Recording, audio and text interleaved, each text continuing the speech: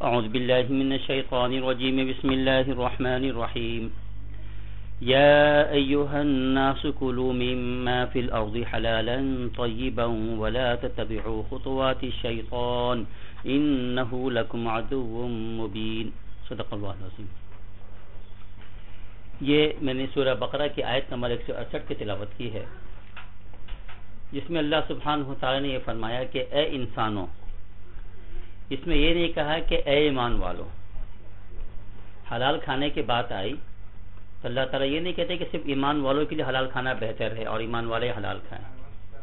حلال کا جو فائدہ ہے اس قدر زیادہ ہے کہ اس کے لیے فرمایا کہ سارے انسانوں کو خطاب کر دیا، آل مین کائنڈ کو، سب کو خطاب کر کے کہا کہ کلوا مما فی الارض حلالا طیبا، کھاؤ جو کچھ زمین میں ہے جی، حلالا حلال، طیبہ پاکیزہ، حلال اور صاف ستھری چیز جو ہے نا وہ کھاؤ.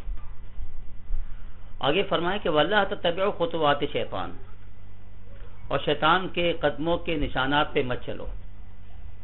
تو بڑا جوڑ ہے.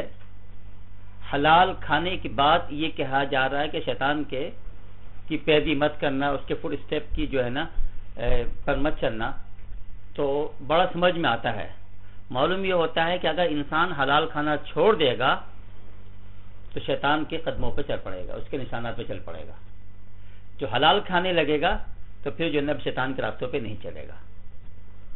تو یہ بڑا جوڑ ہے. ایک ہی آیت کے اندر اللہ سبحانہ و تعالیٰ جس کی حلال کھانے کی بات بتا کر فوراً یہ بتا رہے ہیں کہ وَلَا تَتَّبِعُوا خُطُوَاتِ شیطان، شیطان کے فٹ اسٹیپ پہ مت چلو، بلکہ آپ کو حلال کھانا ہے تاکہ جو ہے نا شیطان کے راستے پہ نہیں چلے. اِنَّهُ لَكُمْ عَدُوٌّ مُبِينٌ. یہ فرما دیا کہ شیطان تمہارا بڑا کھلا ہوا دشمن ہے. اس کے علاوہ آگے چل کے 2 آیتیں اور بھی ہیں تو انشاءاللہ اس پر بیان کروں گا. پہلے ہم آیت نمبر 168 پر ہی تھوڑا سا بیان کرتے ہیں.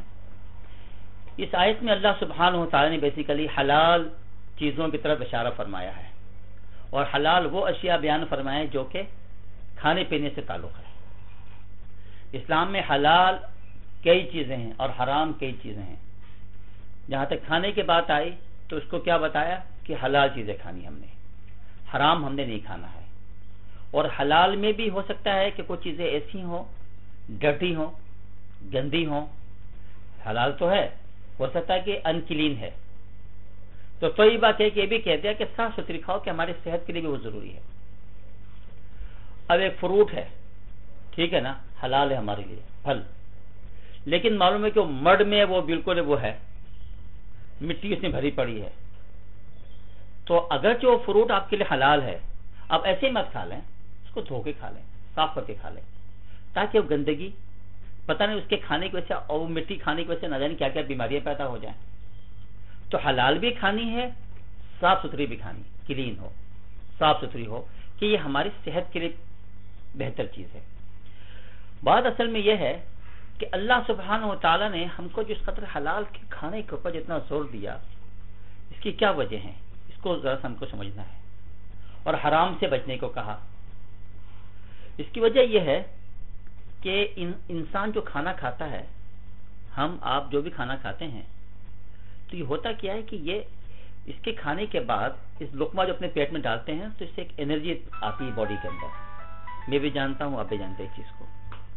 پھر کیا ہوتا ہے، وہ جو طاقت جو ہمارے بدن میں آتی ہے اس کھانے کی وجہ سے، فوڈ کی وجہ سے، اس غذا کی وجہ سے، پھر ہوتا کیا ہے کہ اس میں کچھ چیزیں ایسی ہو جاتی ہیں کہ کچھ حصہ تو ظاہر بات تو نکل جاتا ہے، ختم ہو جاتا ہے، لیکن کچھ حصہ ایسا ہے جو ہمارے باڈی کا پارٹ بن کے رہ جاتا ہے.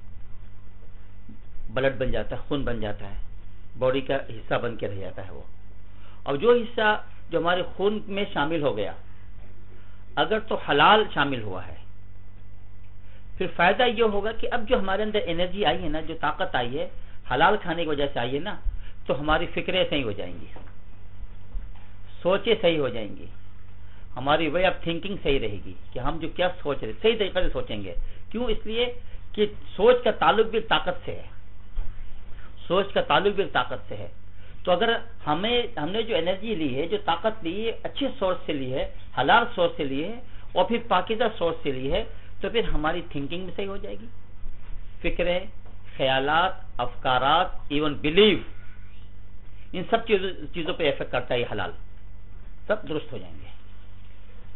لیکن اگر ہم نعوذ باللہ ثم نعوذ باللہ حرام کھاتے ہیں تو چونکہ وہ جسم کا جز بنا، ہمارے باڈی کا پارٹ بن جاتا ہے، بلڈ بھی تیار ہوتا ہے اس سے، ہوتا کیا ہے کہ چونکہ طاقت تو آئی ہے لیکن حرام چیز سے آئی ہے، تو پھر یہ کیا ہوگا کہ جو ہماری جو سوچیں ہے نا، جو ہماری تھنکنگ جو ہے نا، اس پہ یہ افیکٹ کرے گا، اور پھر ہم سوچیں گے غلط باتیں سوچیں گے، ہمارے خیالات گندے ہوں گے، افکارات گندے ہوں گے، ہمارے بلیف گندے ہوں گے، جیسے میں نے عرض کیا کہ ہمارے عقیدوں تک افیکٹ کرتا ہے یہ کھانا جو ہے۔ تو اگر ہم حرام کھائیں گے تو ہمارے عقیدے بھی خراب ہو جائیں گے۔ چنانچہ آج آپ دیکھ سکتے ہیں، آپ کی بھی گیدری مختلف لوگوں کے ساتھ رہتی ہے، ہماری بھی رہتی ہے، مختلف طرح کے لوگوں سے آپ ملتے ہوں گے۔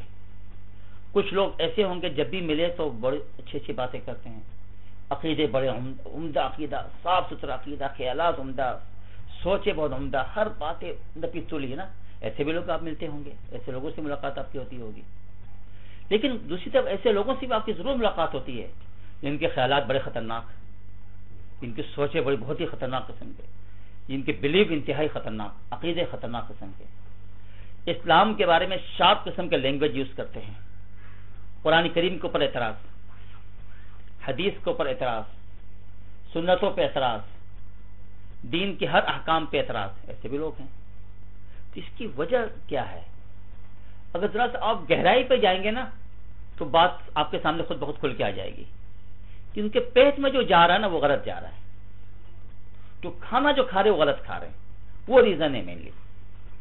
کیا ہے بھائی؟ میکڈونلڈ میں چلے گئے، ہینگری جگ میں چلے گئے، ادھر گھس گئے ادھر گھس گئے، جہاں چاہے وہاں گھس گئے، وہ کھا لیا انہوں نے، سمجھ گئے، بچوں کو بھی وہی کھلا دیا، اور پھر یہی لوگ باتیں کریں گے حرام چیزوں کے اوپر جو نا، جب ان کی بات دیکھیے گا نا تو یہی جو نا حرام چیزوں کو حلال کر رہے ہوں گے۔ سود کے بارے میں بات کریں گے، یار کہاں سے آگے بھائی، ہم لوگ کہاں سے کہاں پہنچ گئے، ابھی تک یہ بیٹھ کے سود کے بارے میں بات کر رہے ہیں، فلاں چیز کے بارے میں بات کی جائے بھائی ایسا مت کرو،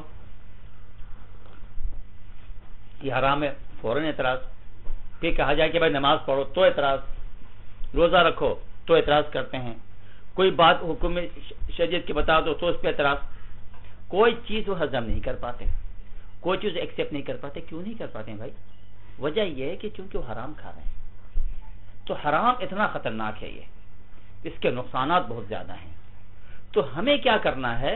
ہمیں پوری کوشش کرنی کہ خود بھی حلال کھائیں، اور اس حلال کا فائدہ جو ہے وہ یہ ہے کہ ہم درست ہو جائیں گے، یہ ہمارے اندر پاکیزگی پیدا ہوگی، ہمارے خیالات اچھے ہوں گے، جیسے میں نے عرض کیا کہ ہمارے بلیف تک افیکٹ کرتے ہیں، ہمارے عقیدے بھی اچھے ہو جائیں گے حلال کی برکتوں سے، اور حرام سے بڑے نقصانات ہوتے ہیں۔ اسی لیے اللہ سبحانہ و تعالیٰ نے قرآن حکیم میں یہاں پر زور دے کے کہا کہ اے انسانوں، بلکہ ایمان والوں کو بھی نہیں کہا کہ سارے انسانوں کو کہہ دیا کہ حلال کھاؤ، اس کے فائدے ہیں۔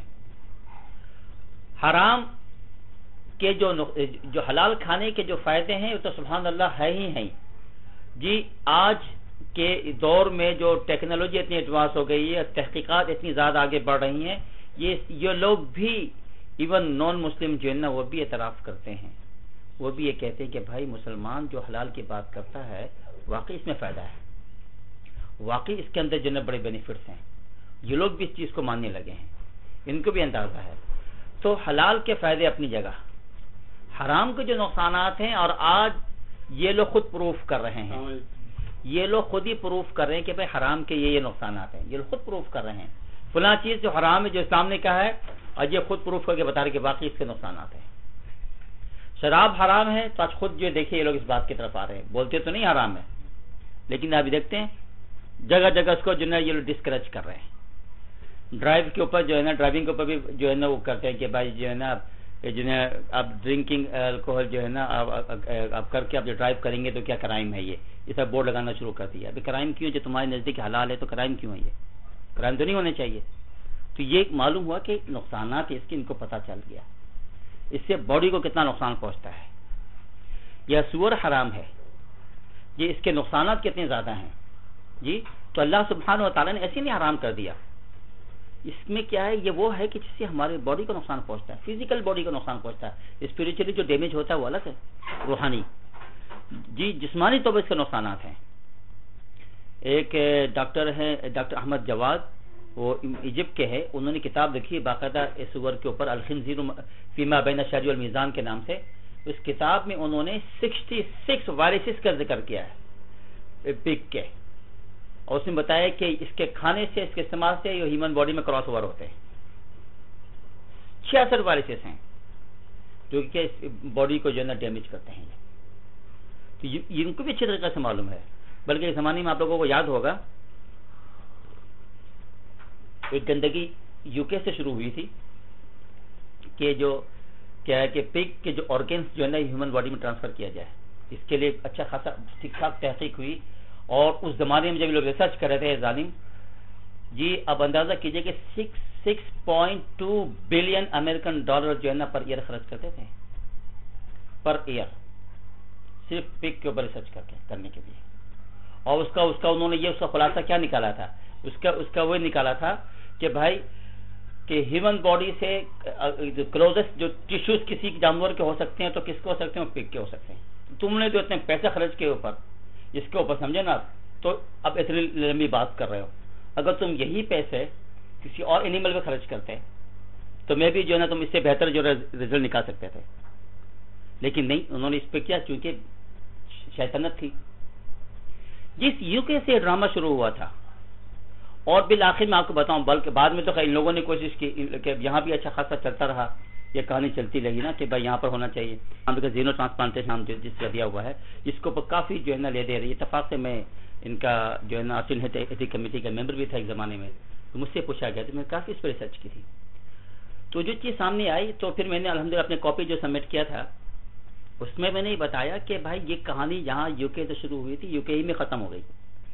آپ کو شاید معلوم ہوگا یہ یو کے میں بین کر دیا گیا کہ نو مور ریسرچ آن اٹ، ختم کر دیا. انہوں نے خود ہی کہانی ختم کر دی، اور اس کے انہوں نے جو پوری لسٹ گنوائی کہ اس کے کیا کیا نقصانات ہیں، اور لہذا یہ تو ہو ہی نہیں سکتا. اور یہ کہ آپ سیفلی جو ہے نا یہ جو ہے نا ٹرانسفر کرتے ہارٹ کو یا کڈنی کو یا کسی اور اس کو، یہ ہو نہیں سکتا، اس لیے کہ نقصان بہرحال ہے. اور وہ جو ہے نا وہ رسک جو ہے نا وہاں انوالو ہے، تو انہوں نے خود ہی بین کر دیا، ختم کر دیا. تو مطلب میرا کہنے کہ اللہ تعالیٰ انہی سے ہی جو ہے نا یہ چیز دکھلا رہا ہے، بتا رہا ہے. تو جو چیز حرام ہے تو اس کے پیچھے بیوٹی ہے کہ یہ ہم کو واقعی نقصان پہنچانے والی چیز ہے. تو ہر حرام چیز واقعی ہمیں نقصان پہنچاتی ہے. اللہ سبحانہ و تعالیٰ رحیم کریم ذات ہیں، تو وہ رحیم کریم ذات جو ہے نا وہ ہم کو وہ ذات نہیں چاہے گی کہ ہم کو نقصان پہنچے، ایون ہمارے باڈی کو بھی نقصان پہنچے. تو ہر وہ چیز حلال ہے جو ہماری باڈی کے لیے مفید ہے، فائدہ مند ہے، ہمارے لیے اچھا ہے. ہر وہ چیز جو ہم کو نقصان پہنچائے، ڈیمیج کرے ہمارے باڈی کو، حرام حرام حرام حرام کر دیا. اور مسئلہ سارا یہ ہے کہ کیونکہ حرام چیزیں جو ہیں فطری طور پر اللہ سبحانہ و تعالیٰ نے اشیاء کو، چیزوں کو حلال کیا ہے، لیکن بعد میں جن چیزوں کو اس نے چاہا حرام کیا. تو حرام سب چیزیں نہیں ہیں، حرام چند چیزیں ہیں، حرام چند چیزیں ہیں. تو جن چیزوں کو شریعہ نے یعنی اللہ سبحانہ و تعالیٰ کی طرف سے جن چیزوں کو حرام قرار دیا گیا ہے، ہم صرف انہی چیزوں کو حرام سمجھیں. یہ بھی ایک بات بتا دوں میں آپ کو، آج ہمارے یہاں یہ ہوتا ہے کہ حلال اور حرام کو ہم اپنے ہاتھوں میں لے لیتے خود ہی. جس چیز کو ہمارے نفس نے چاہا، ہمارے جی نے چاہا، اس کو تو ہم نے حلال کر دیا، اور جس چیز کو ہم نے سمجھا کہ حرام ہے، ہمارے دل نے ایکسیپٹ نہیں کیا، ہمارے نفس کے اوپر جو ہے نا بھاری ہے، تو ہم کہتے ہیں کہ نہیں بھائی یہ جناب یہ چیز جو ہے نا یہ حلال ہونی چاہیے، چاہے وہ حرامی کیوں نہ ہو. بعض لوگ ایسے ہیں شراب پیتے ہیں، کافروں کی بات نہیں کروں، مسلمانوں کی بات کروں، ٹھیک ہے نا. شراب پیتے ہیں، ان کو شراب اچھی لگتی ہے، ٹھیک ہے نا، تو اس کو جسٹیفائی بھی کرتے ہیں، اس کو حلال کرنے کی کوشش کرتے ہیں. ایسے بھی لوگ ہیں جو سگریٹ نہیں پیتے ہیں، شراب پیتے ہیں، سگریٹ نہیں پیتے ہیں، شراب پیتے ہیں. سگریٹ کو کہتے ہیں وہ حرام ہے، سمجھ گئے، کیونکہ وہ نہیں پیتے تو وہ حرام ہے. شراب حلال ہے کیونکہ وہ پیتے ہیں اس لیے. تو یہ کیا ہے مزاج؟ تو گویا کہ ہم نے اپنے ہاتھوں میں لے لیا حلال اور حرام کو. تو یہ عجیب بات بتاؤں آپ کو کہ حلال اور حرام کا جو ایشو ہے، جو معاملہ ہے نا، اللہ تعالیٰ نے اپنے ہاتھ میں رکھا ہے، علماء کے ہاتھ میں نہیں چھوڑا ہے. کسی اسکالر کو کوئی رائٹ نہیں پہنچتا کہ وہ کسی چیز کو اللہ تعالیٰ کے حلال کردہ چیز کو حرام کرے یا حرام کردہ چیز کو حلال کرے. کسی عالم کو اس کی اجازت نہیں ہے، کسی بھی عالم کو. کوئی بڑا سے بڑا علامہ اور محقق کیوں نہ ہو، وہ باؤن ہے اس بات کے اوپر کہ جو ہمارے لیے کرائٹیریا سیٹ کیا گیا ہے قرآن حدیث میں حلال حرام کے، وہ اسی پر ہی رہے گا، اس کو اپنی طرف سے نہیں کر سکتا۔ اور آج اللہ تعالیٰ معاف کرے ایسے اسکالرز پیدا ہو گئے، ٹھیک ہے نا، جو اللہ تعالیٰ کی حرام کردہ چیزوں کو وہ حلال کر رہے ہیں محض دنیا کی خاطر۔ اب جو ان کے بینیفٹس ہو ہم اس کی طرف بات نہیں کرنا چاہ رہے، لیکن یہ ہو رہا ہے اور یہ قیامت کی نشانیوں میں سے ایک نشانی ہے۔ قیامت کی جو اور نشانیاں ہیں ان نشانیوں میں سے ایک نشانی یہ بھی ہے کہ لوگ اس وقت ایسے پیدا ہو جائیں گے جو اللہ تعالیٰ کے حلال کردہ چیزوں کو وہ حرام کر رہے ہوں گے، جو اللہ نے حلال کیا ہے اس کو حرام کر رہے ہوں گے، اور جو اللہ نے حرام کیا ہے اس کو وہ حلال کر رہے ہوں گے۔ اور آج وہ ٹائم ہم آپ دیکھ رہے ہیں، کتنی چیزیں جو بڑی واضح طور پر حرام لکھی ہوئی ہے، قرآن میں واضح طور پر لکھا ہوا ہے، اس میں واضح طور پر بتا دیا ہے، آج اس کو حرام کو ہم حلال کر رہے ہیں، کر رہے نہیں کر رہے، واضح طور پر کر رہے ہیں۔ تو قیامت کی جہاں اور نشانیاں ہیں ان نشانیوں میں سے ایک نشانی یہ ہے، کافی نشانیاں پوری ہو رہی ہیں۔ جیسے ایک اور میں آپ کو مثال دیتا ہوں، یہ تو خیر ہر سال یہ ہوتا ہے نا کہ حدیث شریف میں آتا ہے کہ قیامت کی نشانیوں سے نشانی یہ ہے کہ لوگ چاند دیکھنے سے پہلے چاند کے سائٹ ہونے کا فیصلہ کر لیں گے، چاند دکھ گیا، ہو رہا نہیں ہو رہا، منتھ بیفور بتا دیں گے کب عید شروع ہو رہی ہے، کب عید ہے، کب روزہ، ہوتا نہیں ہوتا ہے، وقت سے پہلے بتا دیا جاتا ہے۔ یہ قیامت کی نشانی ہے کہ قیامت سے پہلے لوگ ایسے پیدا ہوں گے کہ چاند کو دیکھنے سے پہلے چاند کے ہو جانے کا فیصلہ کر لیں گے، چاند گویا کہ ہو چکا ہے، وہ اس کی سیٹنگ گویا کہ ہو گئی ہے بیفور ہینڈ، اس کے بعد جا کر فیصلے کر لیں گے، کرے نہیں کریں ہم آپ سب جانتے ہیں۔ تو یہ سب قیامت کی نشانیاں ہیں جس میں سے ہم لوگ گزر رہے ہیں، اور بھی قیامت کی نشانی ہے، لیکن میں موٹی موٹی بات بتانا چاہ رہا تھا۔ تو کہنے کا مقصد یہ ہے کہ یہ جو ہے نا حلال حرام کا معاملہ ایسا ہے، نہ میرے اختیار میں نہ آپ کے اختیار میں ہے، میں آپ ہر شخص باؤنڈ اس بات کے اوپر کہ قرآن میں کیا لکھا ہوا ہے، حدیث میں کیا لکھا ہوا، دیٹس اٹ، ہم اپنی طرف سے کچھ نہیں کر سکتے۔ اور یہی جو ہے اگر ہم اس پر آ جائیں تو یقین جانیں آج جو ہمارے یہاں حلال حرام کا ایشو جو آج کل ایک ایشو بنا ہوا ہے، اس پہ لوگ جھگڑ رہے ہیں، اختلافات کر رہے ہیں، یہ لوگ ایک دوسرے کے گھروں پہ کھانا چھوڑ دیا ہے کہ اسے گھر پہ کھانا نہیں کھاتے ہیں، فلاں کے گھر پہ کھانا نہیں کھاتے ہیں، کتنا کچھ ہو رہا ہے۔ کیوں ہو رہا ہے؟ اس لیے کہ اتنا واضح احکام جو ہمارے سامنے لیے تھے ہم نے ان احکام کو خراب کر دیا، ہم نے حرام کو حلال کرنا شروع کر دیا، حلال کو حرام کرنا شروع کر دیا، تو اس پہ یہی ہوگا، آپس میں جھگڑتے رہیں گے۔ تو ہمیں جھگڑنے کی کوئی ضرورت نہیں ہے، ہمیں بحیثیت مسلمان سیدھا سیدھا حکم قرآنی کو دیکھنا چاہیے، حکم نبوی کو دیکھنا چاہیے، انہیں فالو کر لیجئے، قصہ ختم، سارے پرابلم سالو ہو جائیں گے۔ تو بہرحال ایک تو چیز یہ سمجھیے آپ، اس کے علاوہ ایک تو کھانے پینے کی بات تھی، اب کھانے پینے کی اشیاء میں اس کے بعد جو آیتیں ہیں میں ان کو بھی پڑھ لیتا ہوں، جس میں اللہ سبحانہ و تعالیٰ نے یہ فرمایا ہے کہ یا ایھا الذین آمنوا کلوا من طیبات ما رزقناکم واشکروا للہ ان کنتم ایاہ تعبدون، جی کہ اے ایمان والو جو طیبات ہیں، جو پاکیزہ صاف ستھری جو رزق میں نے تمہیں پرووائڈ کیے ہیں، تم جو ہے وہ کھاؤ اور اللہ کو شکر ادا کرو۔ اگر تم اللہ کی عبادت کرتے ہو تمہیں چاہیے کہ اس کا شکر ادا کرو اور صاف ستھری حلال چیزیں کھاؤ، یہ حکم دیا۔ اب جو ناپاک چیزیں ہیں، جو گندی چیزیں ہیں جو ہم نہیں کھا سکتے ہیں، اس کو اللہ سبحانہ وتعالی نے اس کے بعد والی آیت میں سمجھایا، اور اس میں 4 چیزوں کا خاص طور پہ ذکر کیا، اور بقیہ اور بھی چیزیں حرام ہے وہ احادیث میں موجود ہیں۔ کوئی یہ نہ سمجھے کہ قرآن میں صرف 4 چیزیں حرام ہے تو جیسے بس یہ 4 چیزیں تو نہیں، باقی چیزوں کا جو ہے نا ہم کھانا پینا باقی چیزوں کا ہم کر سکتے ہیں، ایسا نہیں ہے، بلکہ جو قرآن میں موجود ہے اس کو لیں گے، جو احادیث میں موجود ہے وہ بھی لیں گے۔ اس میں اللہ سبحانہ و تعالی نے 4 چیزیں حرام کی ہیں۔ کیا فرمایا؟ انما حرم علیکم المیتۃ والدم ولحم الخنزیر وما اہل بہ لغیر اللہ، 4 چیزیں بتائیں کہ اللہ تعالی نے تم پہ حرام کیا ہے میتہ کو، مرے ہوئے جانور کو، جی مرا ہوا جانور جو ہے یہ مت کھاؤ، اللہ نے حرام کر دیا مردار جانور جو، اور اس کے پیچھے حکمت ہے، جو اللہ نے حرام کیسے نہیں کر دیا اس کے پیچھے حکمت ہے۔ جانور مر گیا، اس کا بلڈ نکلا نہیں، باڈی میں اس کا بلڈ رہ گیا پورا کا پورا اسی طریقے سے، ٹھیک ہے نا، اب آپ کھائیں گے بیماری پیدا ہوگی، سارے جراثیم اس کی اسٹل اس کی باڈی میں سب سے پھیل گئے ہیں اس کے، سمجھ گئے؟ بلڈ سے تو بلڈ کی بیوٹی تو یہی ہے نا بھائی کہ بھائی وہ کیا کرتا ہے، سب جراثیم کو اس کے نکال دیتا ہے، اور جتنا خون جانور کا نکلے گا اتنے ہی اس کا گوشت اچھا ہوگا، ٹھیک ہے نا۔ تو اسی لیے ذبح کا کیا ہے یہاں سے کیا جاتا ہے. کیوں کیا جاتا ہے؟ اس لیے ذبح یہاں سے کرتے ہیں کہ سیدھا سیدھا سب سے زیادہ خون یہاں سے نکلتا ہے. انہیں چاہے تو کوئی ہاتھ کاٹ دے جانور کا, پاؤں کاٹ دے, وہاں سے بلڈ نکال لے, پورا بلڈ نہیں نکلے گا. جی تو اللہ سبحانہ وتعالی نے خون کے نالیاں جو ہماری رکھی ہیں, تو جس کو ذبح کیا جاتا ہے جانوروں کو بھی اسی طرح خون کی نالیاں جیسے ہمارے ہیں, ٹھیک ہے نا, تو اس میں کیا سب بلڈ ایزیلی جو ہے نا نکل جاتے ہیں. یہ اس کی ایک بیوٹی ہے. تو جانور جو مردار ہوا تو خود بخود مر گیا, تو ظاہری بات ہے پھر وہ جو ہے اس کا بلڈ جو ہے باڈی میں رہ گیا تو وہ حرام ہو گیا. اب کوئی کھائے گا تو اس کو نقصان پہنچے گا. تو یہ بیوٹی ہے, ہماری صحت کو نقصان پہنچے گا. تو اس لیے اللہ تعالیٰ نے ہم کو روک دیا مت کھاؤ. انما حرم علیکم المیتۃ والدم, خون کو کہا کہ جو ہے حرام کر دیا. کوئی جانور کا خون جو ہے کوئی جمع کر کے جو ہے پینا شروع کر دے تو ظاہر بات ہے بیماریاں ہی بیماریاں اس میں, کہ اٹھا کے خون پینا شروع کر دے گا. روحانیت جو نقصان ہے وہ الگ ہے, اور ظاہری بیماری جو ہے وہ الگ ہے. روحانی ظاہر بات ہے جب آدمی خون پینا شروع کرے گا تو اس کے اندر کیا ہوگا, درندگیت آ جائے گی نا, پھر وہ چیر پھاڑ اور وہ جو ہے نا خون پینے کا ایک اس کے اندر آ جائے گا, تو کل کو انسانوں کو خون پینا شروع کر دے گا. وہ تو روحانی ہے. اور جسمانی طور پر کیا ہے کہ وہ اس کا نقصان پہنچے گا. تیسرا کیا ہے, ولحم الخنزیر, خنزیر کا گوشت, جس کا ذکر میں نے تھوڑی دیر پہلے کیا کہ اس کے نقصانات ہیں. اس کے نقصانات ہمارے باڈی کو پہنچاتے ہیں.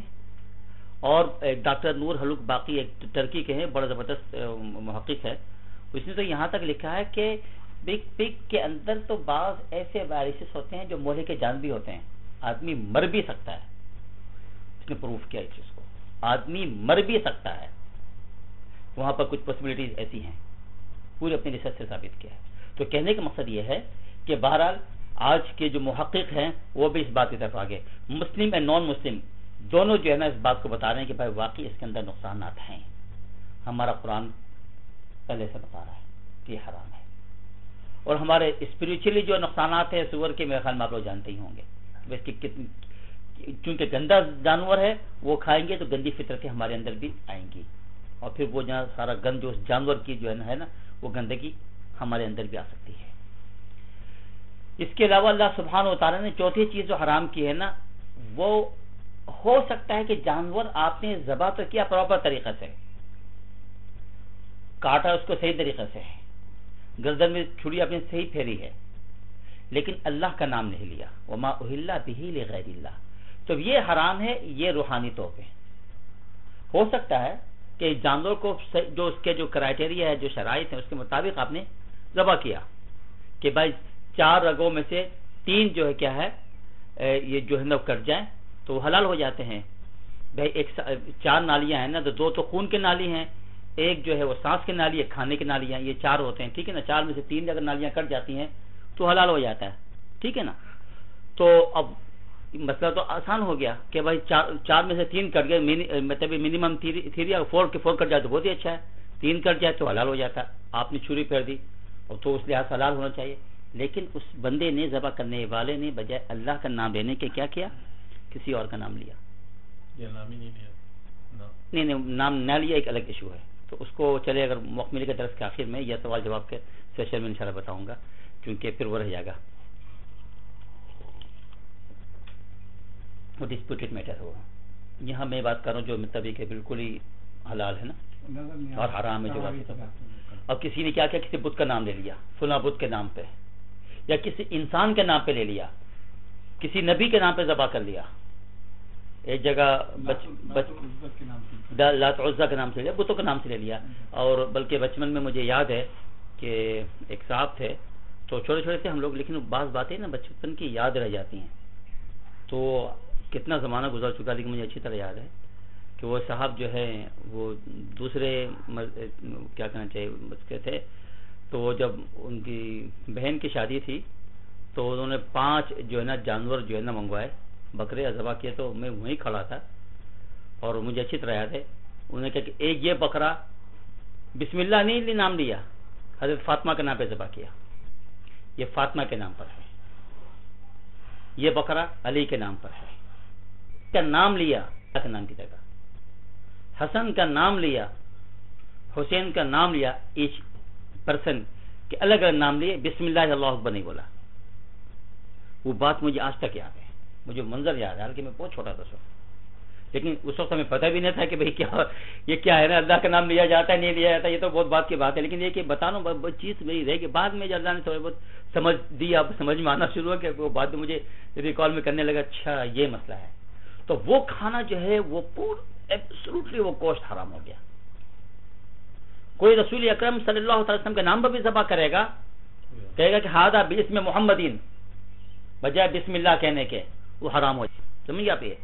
تو یہ چیز ہے کہ رسول اکرم صلی اللہ علیہ وسلم کا نام لے کے ذبح کر لیتا ہے کہ یہ رسول کے نام پر ہے، محمد صلی اللہ علیہ وسلم کا نام کا ذبح ہو رہا ہے، وہ حرام ہو جائے گا. وما اہل بہ لغیر اللہ.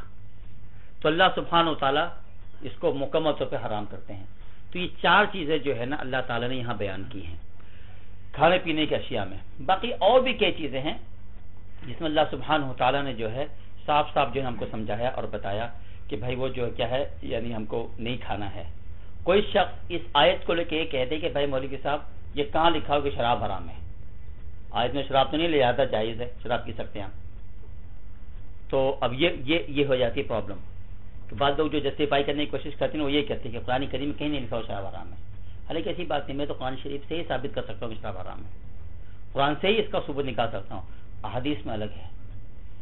7ویں سپارے کے اندر اللہ سبحانہ و تعالیٰ نے اول تو یہ کہ آدمی جب کسی بات کو قرآن کریم کی کرتا تو یا تو پورا قرآن کو اس کو عبور ہونا، پورا قرآن جانتا ہو تب بات کرے. یہ نہیں کہ ایک آیت کا ترجمہ کر لیا اور کوئی فیصلہ کر جائے کہ میں نے تو قرآن شریف میں فلاں آیت میں یہ پڑھا ہے، یوں لکھا ہوا تھا، بس سارا علم تو وہیں ختم ہو گیا. سمجھ گیا؟ اب اس پر جا کر جب وہ فیصلے بھی کر رہا، تقریریں کر رہا اس بات پہ بیٹھ کے.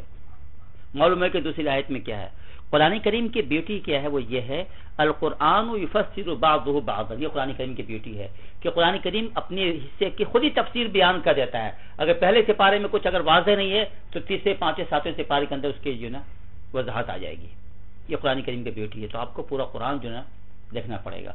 اللہ تعالیٰ نے شراب کی حرمت کے لیے، یا کو ایک دفعہ یاد ہے بہت پہلے کہیں کسی درس میں بات آئی تھی، میں نے آپ کو بتایا تھا کہ شراب تدریجاً یعنی ایٹ اے ٹائم ایک ہی دفعہ حرام نہیں ہوئی ہے، اس میں ٹائم لگا ہے. 3 ڈیفرنٹ اسٹیجز کے اندر اس کی حرمت آئی ہے. جو انیشیلی جو نے اس کو حرام نہیں قرار دیا، تھوڑی سی برائی بیان کر دی. پھر سیکنڈ ٹائم جو نے دوسری آیت نازل ہوئی اس میں بھی کیا ہے کلیئرلی حرام نے کہا، تھوڑا سا ٹائم پیریڈ اس کا بتا دیا. یہ تھرڈ میں جا کے جو ہے فائنلی جو ہے نا اس کو حرام قرار دیا. یہ کہہ کے کہ ایمان والو یہ شراب ہے، یہ جوا ہے اور یہ جو فال وغیرہ نکالتے ہیں، سب کو کہا کہ یہ سب کیا شیطان کے کام ہے، شیطان کی گندگی ہیں. یہ سمجھ گیا؟ رجس من عمل شیطان. اور اللہ نے اس کو رجس قرار دیا. رجس کہتے ہیں گندگی کو، ناپاکی کو. سمجھ گیا آپ؟ یہ تو شیطان کی ناپاکی ہے. ایک صاحب تھے وہ مجھ سے کہنے لگے کہ بھائی یہ رجس من عمل شیطان کہا، حلال تو نہیں کہا، وہ اس کو حرام تو نہیں بولا ہے. تو میں نے کہا کہ اچھا تم گندگی کو تم کھاؤ گے، میں تم گندگی کھاؤ گے، تمہارے سامنے اگر گندگی کو ڈھیر لگا دیا جائے تم کھا لو گے؟ تو چپ ہو گیا. میں نے کہا قرآن تو رجس استعمال کر رہا ہے. ایک رجسن ہے را جیم سین، ایک ہے را کاف سین ہے رکسن. رکس اور رجس دونوں میں ڈفرنس ہے. تو رجس جو ہے نا گندگی کو بولتے ہیں. رجس اس گندگی کا نام ہے، اب سمجھ گئے جب ٹوائلٹ میں جاتا ہے اس گندگی کا نام ہے جو جیم کے ساتھ ہے. قرآن اس کو استعمال کر رہا ہے، کاف کے ساتھ استعمال نہیں کر رہا ہے. سمجھ آپ یہ؟ تو اور وہ بھی گندگی وہ شیطان جیسی ناپاک چیز کی ہو. تو میں نے کہا تم اس کو کہتے ہو کہ حلال ہے جی، اور تمہاری سمجھ میں لفظ حرام نہیں آتا. تو پھر میں نے اس کو ایک اور آیت بتائی. میں نے کہا کہ اس نے کہا کہ لفظ حرام دیکھو، حرام حرام کدھر لکھا ہوا ہے.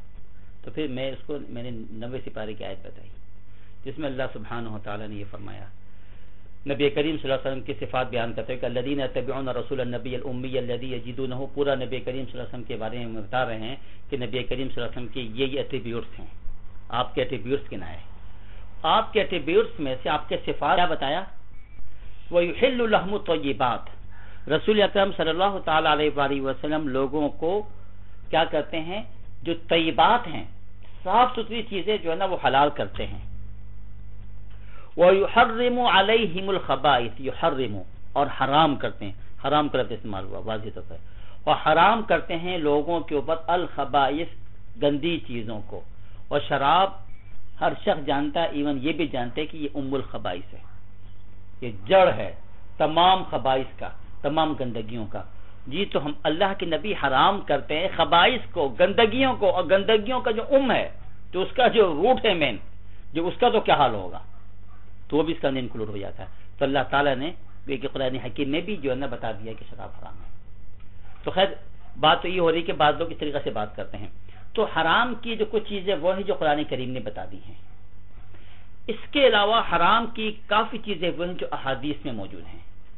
ہمیں احادیث کا مطالعہ کرنا پڑے گا، احادیث میں دیکھنا پڑے گا کہ کیا کیا چیزیں ہمارے لیے حرام ہے. ہم چاہیے کہ ان چیزوں سے ہم اوائڈ کریں، ان چیزوں سے بچیں. تو ابھی تک میری گفتگو تھی حرام یا حلال اور کھانے پینے کے اشیاء سے متعلق. کھانے پینے کی یہ سب چیزیں جو ہے نا کیا ہے. تو حرام میں نے عرض کیا شروع میں، یاد ہوگا کہ حرام چند چیزیں، سب چیزیں نہیں، چند چیزیں شریعہ نے انہیں بیان کر دیا. باقی دوسری چیزیں خود بخود حلال ہو جاتی ہیں. سمجھ گئے آپ کے؟ تو یہ بڑا سمپل سا میتھڈ ہے. حلال اور حرام کے لیے اللہ کے نبی نے بڑے واضح طور پہ یہ فرمایا کہ الحلال بین والحرام بین.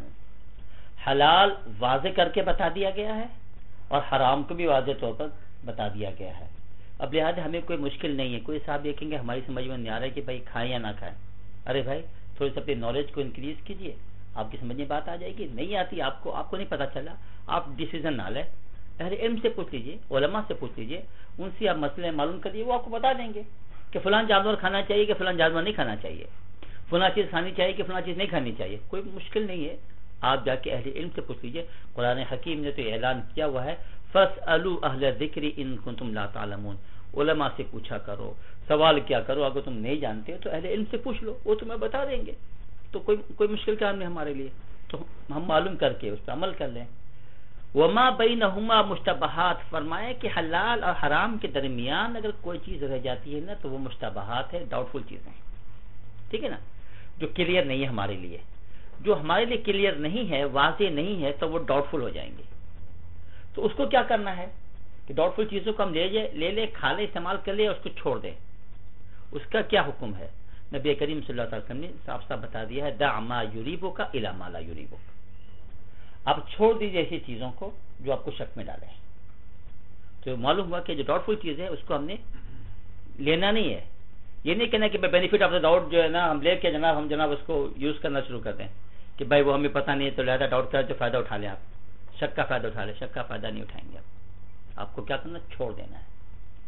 اور ایسی الی ما لا یریبک، ایسی چیز کو آپ لے لیجئے جو آپ کو شک میں نہ ڈالے، جو واضح ہو اس کو لے لیجئے. جو ڈاؤٹ والی چیز اس کو آپ چھوڑ دیجئے. تو حکم ڈاؤٹ فل چیزوں کا کیا ہے؟ وہی ہے جو حرام کا ہے. جیسے ہم حرام سے اوائڈ کریں گے تو ڈاؤٹ فل چیزوں سے بھی ہم نے کیا کرنا ہے، اوائڈ کرنا ہے. باقی نہیں سمجھ میں آئے جیسے میں نیاز کے علماء کے پاس چلے جائیے، اہل علم آپ کو بتا دیں گے. تو آپ کی لائف ایزی ہے، کوئی مشکل کام نہیں ہے. آپ ان پہ عمل کرنا شروع کر دیجیے. آپ تو حلال حرام کا جو جیسا میں نے عرض کیا کہ یہ تو سیدھا سیدھا جو ہے ہمیں قرآن حدیث نے بتا دی ہے، ہم کو ان پہ عمل کرنا ہے. کھانے پینے کی چیزیں جو ہے نا وہ یہ اس پہ بتائی میں نے. اس کے علاوہ بھی صرف یہ نہ سمجھے کہ ہم حلال حرام کی جب گفتگو کرتے ہیں، جب بات چیت کرتے ہیں، تو آپ یہ مت سمجھیے گا کہ حلال حرام کا تعلق صرف کھانے پینے سے ہی ہے. ہم کو یہ کھانا ہے یہ نہیں کھانا ہے. کہ اس کے علاوہ بھی حلال حرام کی چیزیں ہوتی ہیں، ہمیں اس کی طرف بھی خیال کرنا چاہیے.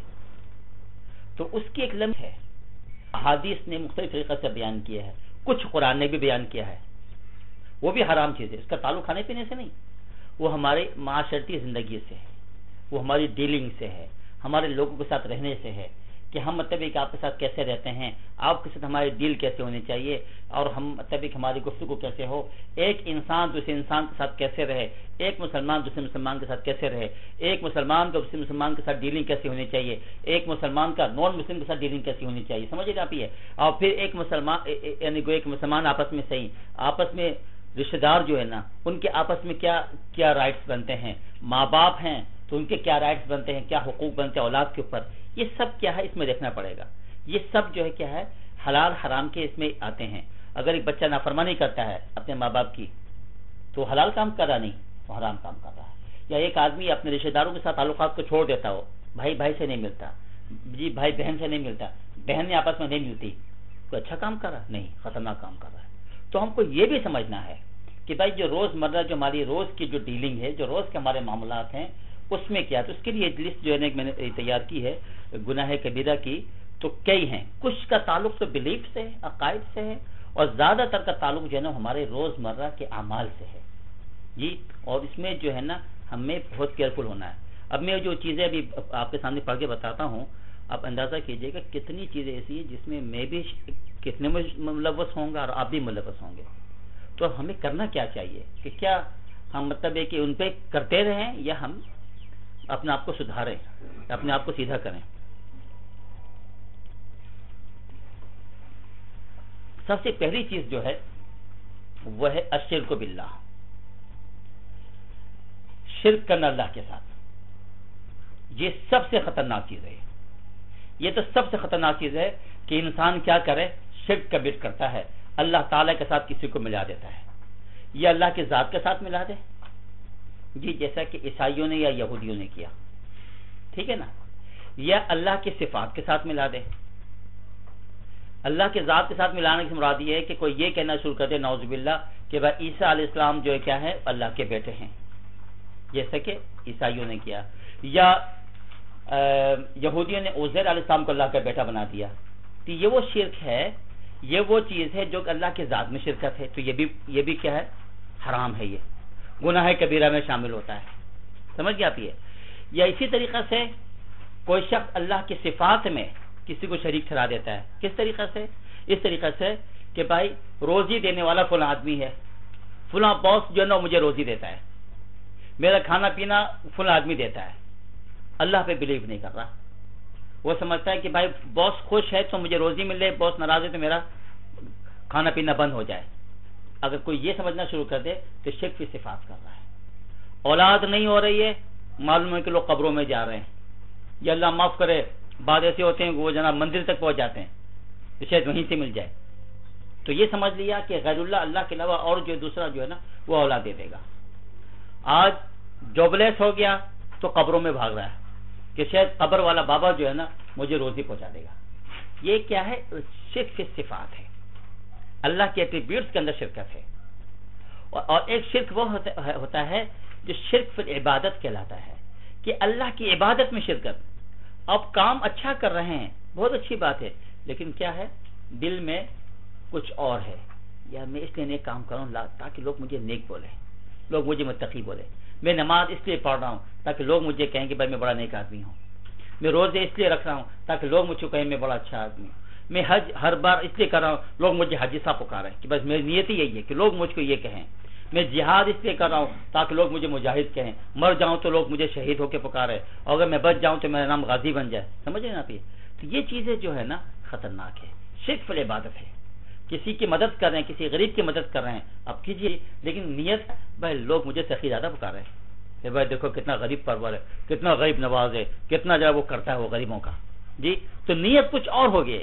نیت کیا ہے، لوگ مجھے یہ بولے، لوگ مجھے وہ بولے، یہ سب شرک کی کیٹیگریز میں آتی ہیں جو کہ حرام ہے۔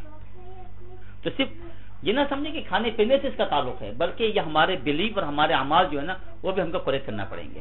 تو سب سے نمبر 1 خطرناک چیز کیا، وہ تو شرک ہے۔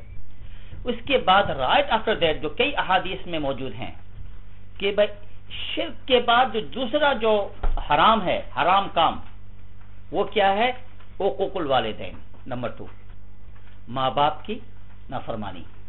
آفٹر شرک جو ہے نا یہ سیکنڈ بگیسٹ جرم ہے ان دا سائٹ آف اللہ سبحانہ و تعالیٰ، سمجھ گیا کہ کوئی اولاد اپنے ماں باپ کی نافرمانی کرے، اور اس کے اوپر پوری میرے خیال میں تفصیلی جو ہے نا گفتگو درس میں غالباً آ چکا ہے، اس کی ضرورت نہیں ریپیٹ کرنے کے لیے، تو اتنا سمجھ لیجیے کہ یہ حرام ہے اولاد کے لیے کہ وہ کیا کرے، ڈس اوبے کرے اپنے پیرنٹس کا۔ شرک کے بعد یہ نمبر 2 گناہ شمار کیا گیا ہے۔ یہ اس کے اتنے نقصانات ہیں جو میں نے پچھلے درس میں بتایا، آپ کو معلوم ہوگا، تو لہٰذا ہمارے لیے تباہی ہے یہ اگر ہم اپنے پیرنٹس کو جو ہے نا ریسپیکٹ نہ دے، ان کا احترام نہ کرے، ان کی بات نہ مانے، تو انتہائی گناہ کی بات ہے۔ ہم کو کیا کرنا ہے، بچنا ہے۔ تو یہ دوسرا گناہ ہے۔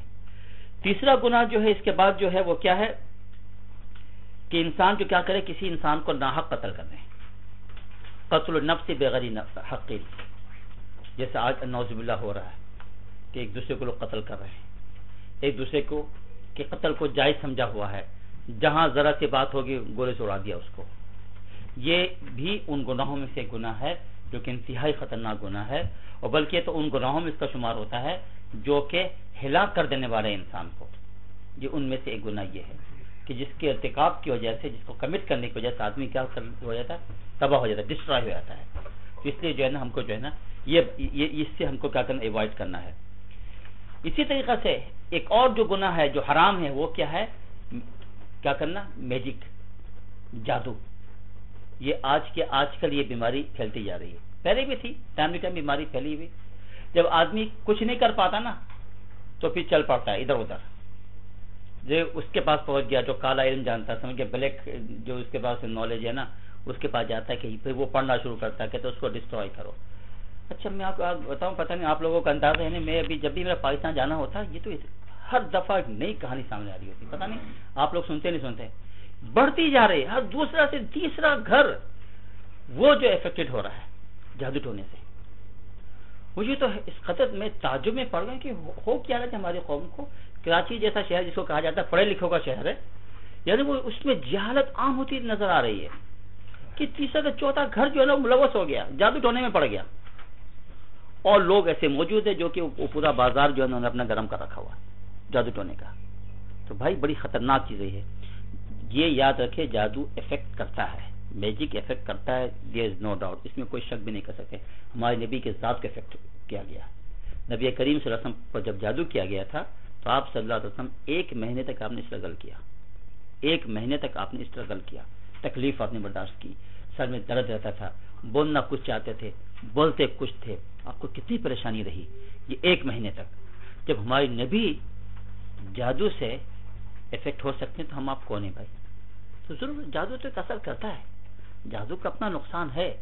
تو اسی لیے اللہ تعالیٰ نے جادو کو قرآن حکیم میں بیان کیا ہے کہ یہ کفر ہے، یہ کفر ہے. کہ یہودیوں نے یہ کہا تھا کہ سلیمان علیہ السلام جادوگر تھے.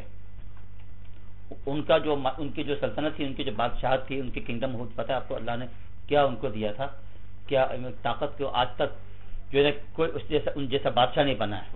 ٹھیک ہے نا. تو یہ کہتے تھے کہ وہ جادو کی وجہ سے تھے. تو اللہ سبحانہ وتعالی نے فرمایا کہ وہ سلیمان نے جادو نہیں کیا، وہ جادوگر نہیں تھے، لیکن اللہ تعالیٰ نے جادو کے لیے لفظ کیا استعمال کیا، کفرہ، کہ کفر نہیں کیا سلیمان نے، مینس کہ جادو نہیں کیا اس نے، وہ جادوگر نہیں تھے وہ، مگر اس کے لیے اللہ تعالیٰ لفظ کفر کا استعمال کر رہے ہیں کہ کفر ہے یہ، جادو کرنا ایک طرح کا کفر ہے یہ. تو اس سے ہمیں بچنا ہے کہ انتہائی خطرناک چیز ہے. اس سے کیا ہے، لوگوں کی فیملی تباہ ہو جاتی ہیں، گھر تباہ ہو کے رہ جاتے ہیں، خاندانوں میں جھگڑے پیدا ہو جاتے ہیں، اور کیا کچھ نہیں ہوتا ہے. ایک واقعہ بتاتا ہوں کہ آپ لوگوں کو شاید یاد ہوگا کہ پڑھا بھی ہوگا اپنے اخباروں میں. کچھ سال پہلے کی بات ہے، میرے خیال میں 4-5 سال پرانی بات ہے. لالو کھیت میں ایک علاقہ ہے غریب آباد. غریب آباد میں آپ کو یاد آ رہا کچھ کہ ایک جو ہے ہیلی کاپٹر جو ہے ایک ٹینک پہ آ کے ٹکرا گیا تھا، پانی کے ٹینک پہ، گھر کے اوپر بعض گھروں کے چھت پہ ہوتا ہے نا ٹینک ہوتا ہے پانی کا، اس پہ ہیلی کاپٹر گر گیا تھا اور پورا کا پورا گھر جل گیا تھا اور کافی لوگ جو اس میں، یاد ہے آپ کو. اب یہ وہ اتفاق سے میرے دوست کا گھر تھا، وہ مولانا احمد علی صاحب ہمارے ساتھی ہیں. تو اب وہ جب میری ان سے ملاقات ہوئی، اتفاق سے اس کے 2-4 مہینے کے بعد میرا جانا ہوا تھا پاکستان. تو میں نے پوچھا کہ کیا ہوا تھا، پھر میرے خیر ہمدردی کے اظہار کی بات چیت رہی تو انہوں نے عجیب بات بتائی.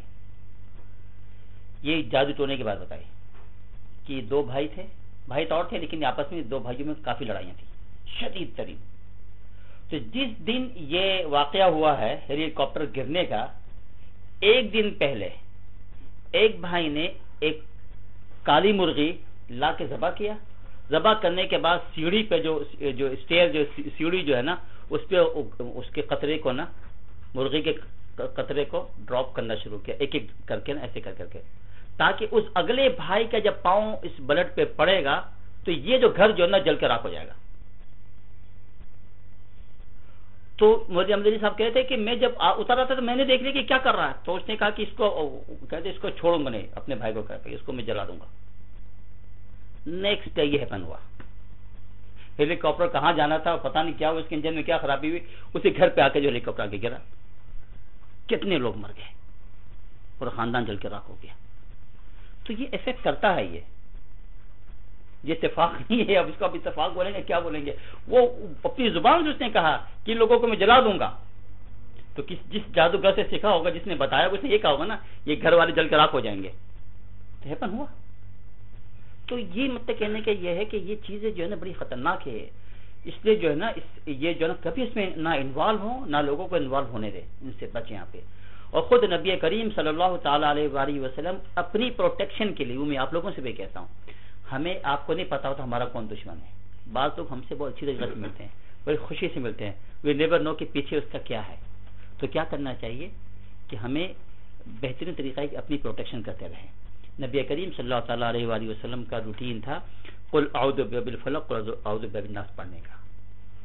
آپ اپنے آپ کو بچاتے تھے جادو سے، جن سے اور نظر بد سے۔ آنکھیں جو ہے بڑی خطرناک ہے، ان سے جو کیا اب آپ اپنی پروٹیکشن کے لیے پڑھا کرتے تھے۔ تو ہم کو آپ کو سب کو چاہیے کہ روزانہ ایک روٹین بنا لے صبح شام پڑھنے کا، تاکہ سیف ہو جائے۔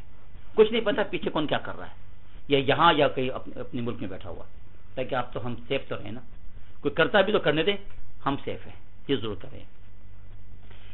تو اس کے علاوہ جو ہے گناہ کبیرہ میں کیا ہے؟ قطیعۃ الرحم ہے، خونی رشتہ داروں کے ساتھ تعلقات کو چھوڑنا۔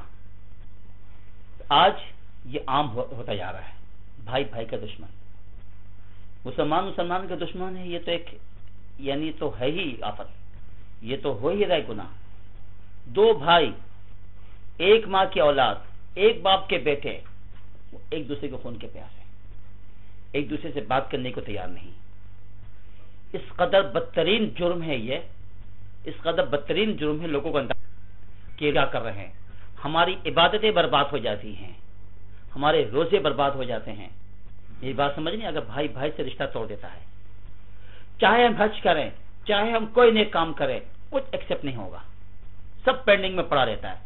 جتنا رونا دھونا کرے، اللہ سے کتنے مانگتے رہے، اللہ تعالیٰ فرشتوں سے کہتا ہے کہ اس کے ساری نیکیوں کو، ساری دعاؤں کو، جو کچھ بھی کر رہا پینڈنگ میں ڈال دو، حتیٰ یستلیحا، جب تک کہ دو بھائی آپس میں مل نہیں جاتے۔ بلکہ بعض راتیں تو ایسی آتی ہیں نا بھائی جہاں دعائیں قبول ہوتی ہیں، جس کی تو کنفرمیشن ہے کہ بھائی فلاں فلاں راتوں دعا قبول ہو جاتی ہے، جن میں سے شب قدر ہے جی، دعائیں قبول ہوتی ہیں۔ اس رات کو بھی وہ شخص، وہ دو بھائی بدنصیب محروم رہ جاتے ہیں، ان کی دعائیں قبول نہیں ہوتی ہے اگر وہ آپس میں لڑتے رہیں۔ اندازہ کیجیے آپ، تو کیا فائدہ بھائی؟ بعض دفعہ کیا ہوتا ہے نا، چھوٹا بھائی نادانی کرتا ہے، یوزلی ہوتا ہے کہ چھوٹا بھائی نادانی کرتا ہے، تو ہم تو بڑے بھائی ہیں نا، ہماری ناک تو بہت اونچی ہے، ہم تو بڑے ہیں جناب، اب وہ نادانی کر رہا ہے، وہ اس کے گھر پہ جاتا ہوں مجھے بھگا دیتا ہے، کہتا آپ گھر پہ نہیں آئے، تو بڑا بھائی تو کہے گا میں تو اس کے موت پہ بھی نہیں جاؤں گا، چھوٹا ہو کے مجھے نکال دیا، چھوٹا ہو کے مجھے یہ بولا ہے۔ ارے بھائی، چھوٹے کی نادانی کی وجہ سے آپ اپنا کیوں نقصان کر رہے ہیں؟ کیوں اپنی نمازیں ضائع کر رہے ہیں؟ کیوں اپنے حج برباد کر رہے ہیں؟ کیوں اپنے روزے برباد کر رہے ہیں؟ نہیں سمجھ رہے ہیں؟ آپ کہیں بھائی نادان ہے، اس کے نادانی کی کوئی بات نہیں، آپ جائیں جائیں جائیں، یہ کمال ہے۔ اللہ تعالیٰ نے نبی کریم صلی اللہ علیہ وسلم کو حکم دیا تھا کہ سلمن قطع کا، جو آپ سے رشتہ کو توڑے، جو آپ کے خونی رشتہ دار آپ سے رشتہ کو توڑے، اس سے اب جڑیں۔ بھائی جو آپ سے مل رہا، آپ سے مل رہے، کمال کیا ہے؟ یہ کون سا کمال ہے بھائی؟ ایک بھائی میرے پاس آتا ہے، میں اس کے پاس جا رہا ہوں ملنے کے لیے، کوئی کمال تو نہیں ہے نا بھائی؟ کمال تو ایک بھائی دھکا دے کے مجھے نکال دیتا ہے کہ خبردار اپنے پاس نہیں آئیں گے، اب میں ملنے جا رہا ہوں، یہ ہے کمال، یہ ہے کمال۔ تو بھائی صلہ رحمی جو ہے نا بہت بڑی چیز ہے، اور قطع رحمی جو ہے نا بہت خطرناک بدترین گناہ ہے یہ۔ بلکہ یاد رکھیں، ایک روایت سناتا ہوں اس کے اوپر جو ہے نا، کیونکہ بہت سارے لمبی لسٹ ہے، مختصر میں جب آپ کو بتانا چاہ رہا تھا قطع رحمی کے بارے میں۔ اللہ تعالیٰ فرماتے ہیں کہ میں رحمان ہوں، انا الرحمن، میں رحمان ہوں، اسی رحمان سے میں نے رحم پیدا کیا ہے، ووم جس کو بولتے ہیں جی، اسی رحمان سے میں نے رحم پیدا کیا ہے۔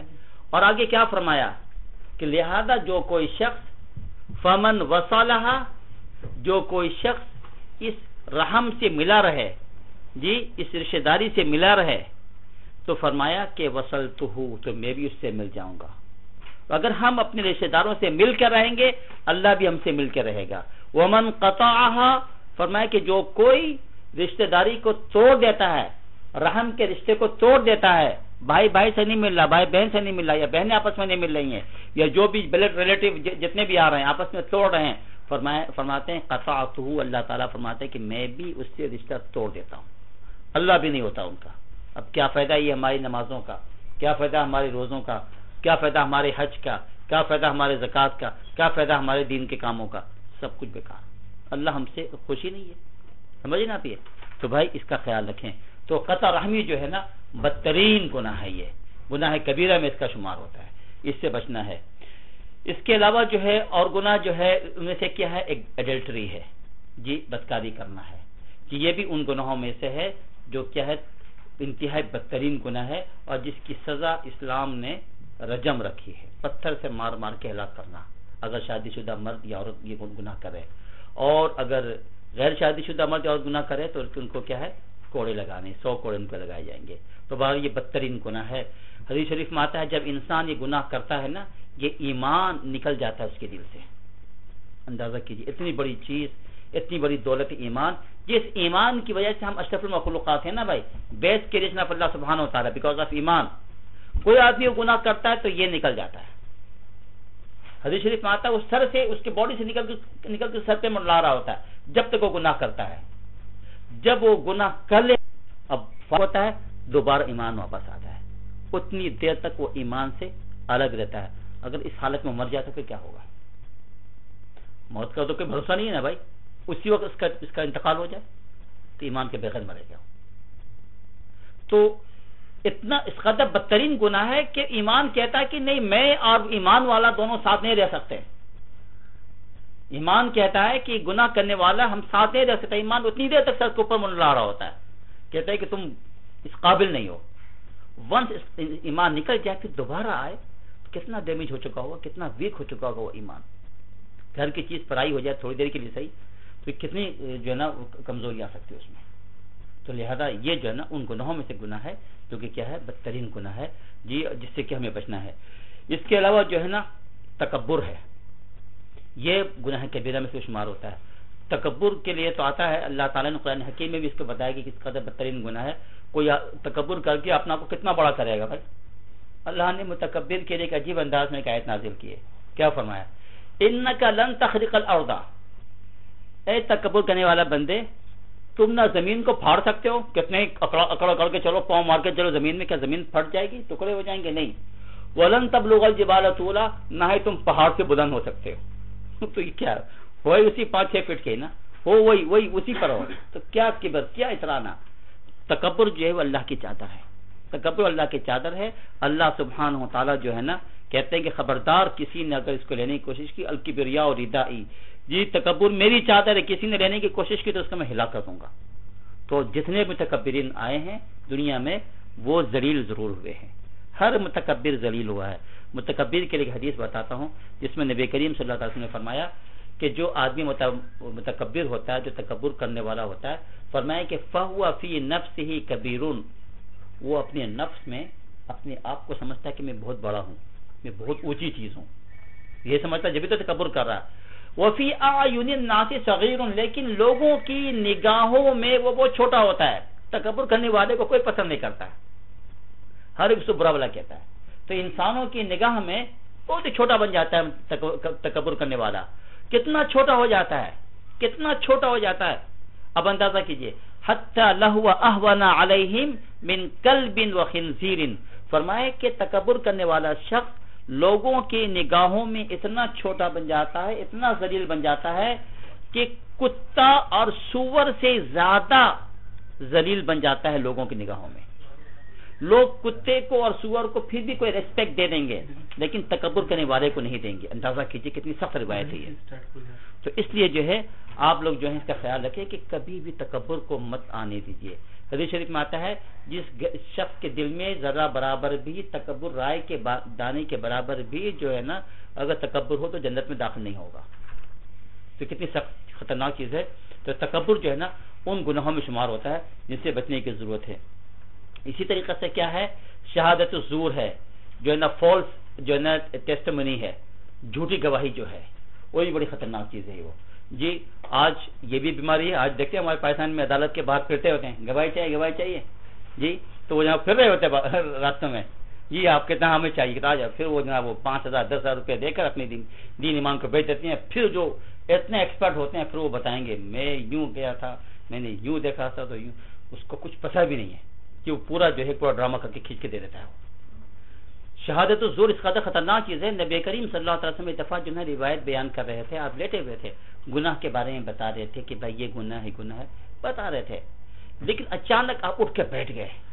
الا وقول الزور و شہادت الزور, الا وقول الزور و شہادت الزور, ریپیٹیڈلی جو ہے نا بار بار دہراتے رہے اسی جملے کو, یہاں تک کہ آپ کے جو سانس جو ہے نا اکھڑنے لگے. تو حضرت جو صحابی تھے وہ کہنے لگے یا نہیں تو ہو سکا تھا, اب آپ کو تکلیف ہونے لگی ہے, آپ ایک ورڈ کو اس قدر دوہرا ہے, آپ کو تکلیف ہونے لگی, یا نہیں تو ہو سکا تھا, کاش آپ خاموش ہو جائیں, آپ سکون میں آ جائیں, یہ تو بہت تکلیف ہو رہی ہے آپ کو. یعنی اللہ کے نبی جو ہے نا اس بات کو بتانے کے لیے کہ جھوٹی گواہی اتنی خطرناک ہے, آپ اٹھ کر جو ہے نا مسلسل بولتے رہے, اے لوگوں کان کھول کے سن لو, یہ جھوٹی گواہی اور یہ جھوٹ بولنا اور یہ جھوٹی گواہی اور یہ جھوٹ بولنا اور یہ جھوٹی گواہی اور جھوٹ بولنا بار بار بولتے چلے گئے کہ یہ جو ہے نا بدترین گناہ ہے, ان سے بچنا ہے. اس کے علاوہ جو ہے کیا ہے, انوسینٹ جو عورت ہے بیچاری, مومن عورت ہے, اس کا کوئی گناہ نہیں, اس کے کریکٹر کے اوپر الزام لگانا کہ وہ عورت گندی ہے, وہ عورت کا کریکٹر یہ ہے, سمجھ کے وہ بیچاری کا کوئی قصور نہیں ہے. آج یہ بھی ایک بیماریاں ہیں, خواہ کا محض ایک بدگمانی کی بنیاد پر جو کیا عورت کے اوپر الزام لگا دیا جاتا ہے, یہ ان گناہوں میں شمار ہوتا ہے. جی کیا ہے, جس کے اوپر کوڑے لگائے جاتے ہیں. اگر 4 گواہ ہے تو ٹھیک ہے, 4 میں سے اگر 3 گواہی دیتا ہے, ایک آدمی اگر وڈرا کر جاتا ہے تو باقی 3 پر کوڑے لگائے جائیں گے. جی, اور ایسے لوگوں کو مردود الشہادہ قرار دیا گیا ہے کہ ان کی جو نا آئندہ فیوچر میں کوئی گواہی قبول نہیں کی جائے گی. یہ اسٹیٹس چھین لیا جاتا ہے اسلام میں کہ کسی عورت پر کیسا الزام لگایا, اور یہ وہ 7 گناہوں میں سے گناہ اس کا شمار ہوتا ہے جسے انسان ہلاک ہو جاتا ہے, ختم ہو جاتا ہے, تباہ ہو جاتا ہے. تو اس سے بچنے کی ضرورت ہے. اس کے علاوہ جو ہے کیا ہے, چوری ہے, اس کا تعلق یہ کیوں ان گناہ کبیرہ میں شمار ہوتا ہے, اس لیے کہ اس میں حقوق العباد اس سے تعلق رکھتا ہے.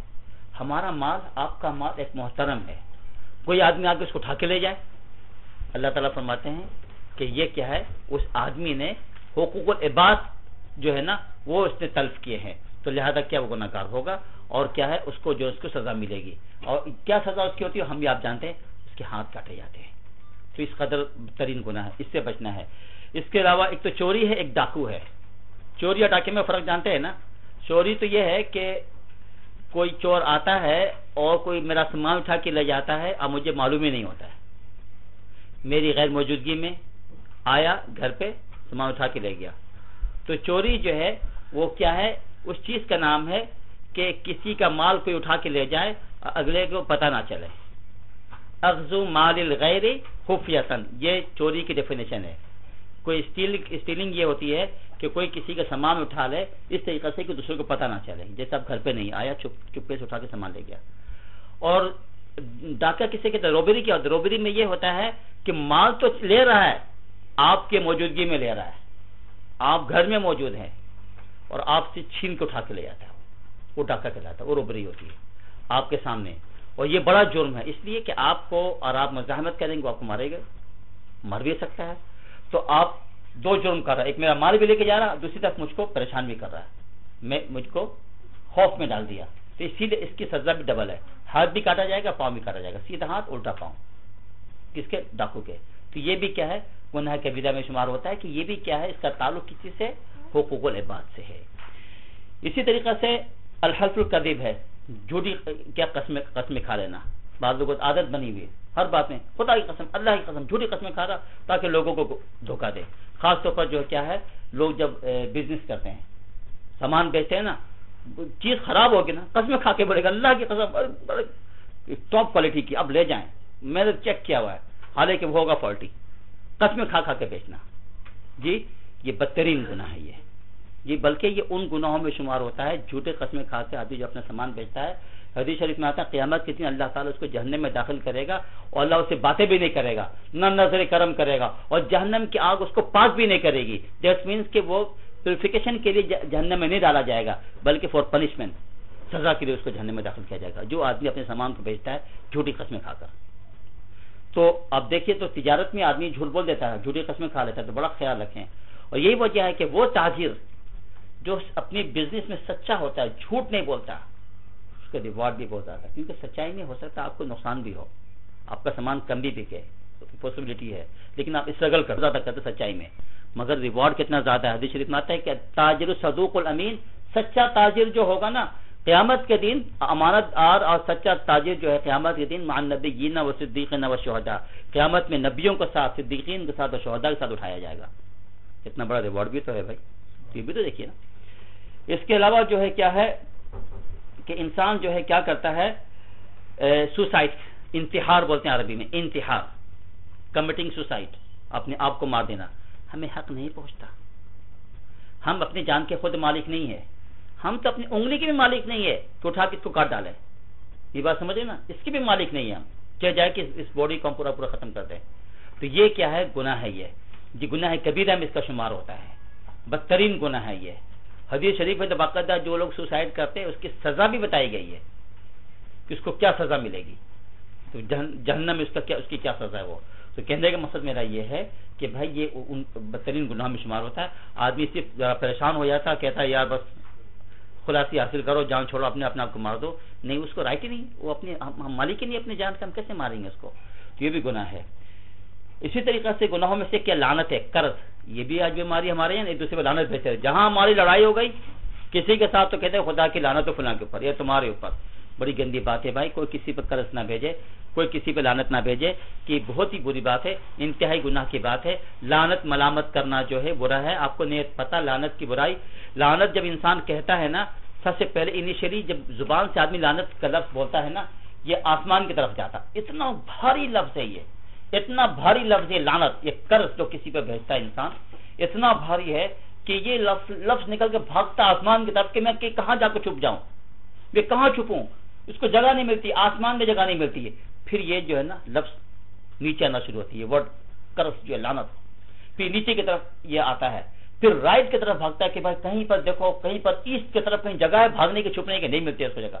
پھر وہ لیفٹ کی طرف جاتا ہے، وہ دیکھتا ہے کہ وہاں کہیں جگہ نہیں، پھر فرنٹ پہ جاتا ہے، پھر بیک پہ جاتا ہے، ہر طرف وہ دوڑتا، کہیں جگہ نہیں ملتی اس کو. تو پھر جا کر یہ لفظ جو ہے نا، اب اس کے پاس دو چوائس ہوتی ہے کہ جس بندے پر قرض بھیجا ہے وہ ڈیزرو کرتا ہے یا نہیں کرتا ہے.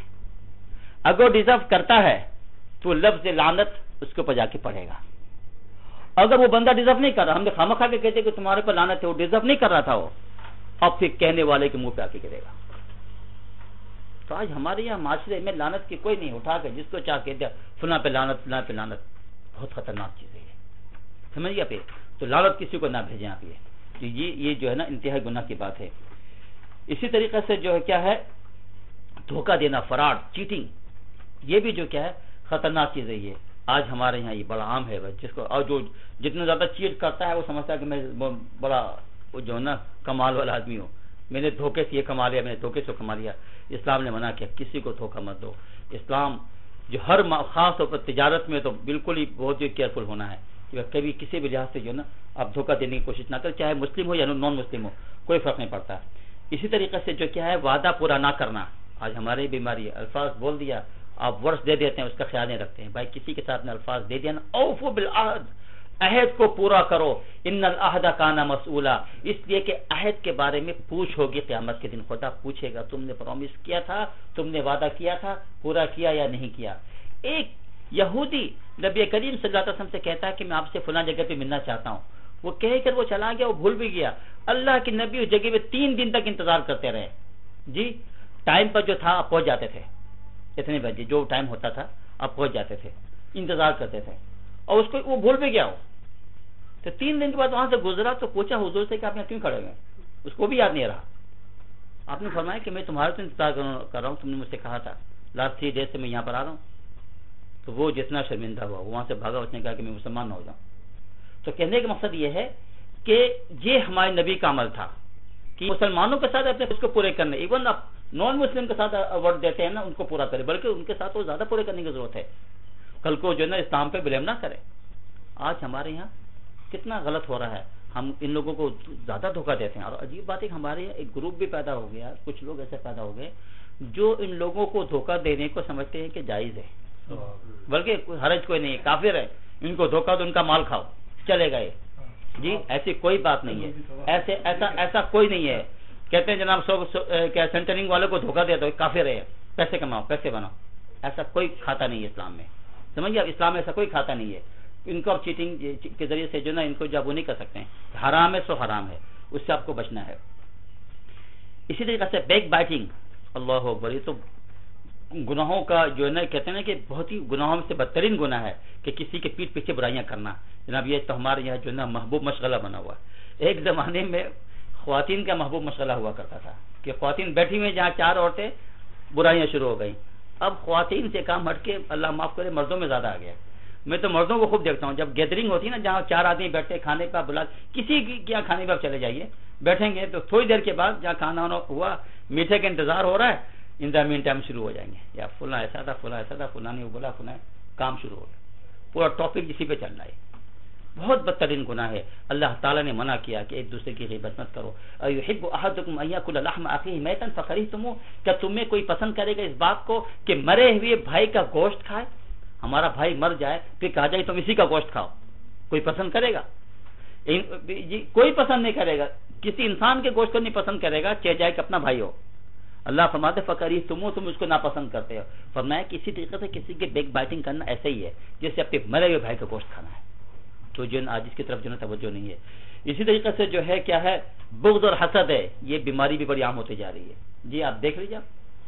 جیلسی تو اتنی گندی چیز ہے کہ یہ ہماری نیکیوں کو اس طریقے سے جلا کر راکھ کر دیتا ہے جس طریقے سے کما تأکل النار الحطب، جس طریقے سے آگ جو ہے نا لکڑیوں کو خشک لکڑیوں کو جلا کر راکھ کر دیتی ہے نا، اس طریقے سے حسد جو ہے نا ہماری ساری نیکیوں کو جلا کر راکھ کر دیتا ہے. یہ ہماری نمازیں جل جاتی ہیں، ہمارے روزے جل جاتے ہیں، ہمارے حج جل جاتے ہیں. یہ جیلسی کیا ہے؟ جیلسی یہ ہے کہ کسی بھائی کو کوئی نعمت مل گئی تو اب آپ کو یہ پریشانی ہو کہ اس کو یہ نعمت کیوں ملی، اس سے وہ نعمت ختم ہو جائے اور مجھے مل جائے. وائی ہم وائی ناٹ می، میں کیوں نہیں وہ کیوں. یہ جو ہے نا یہ ہے خطرناک چیز.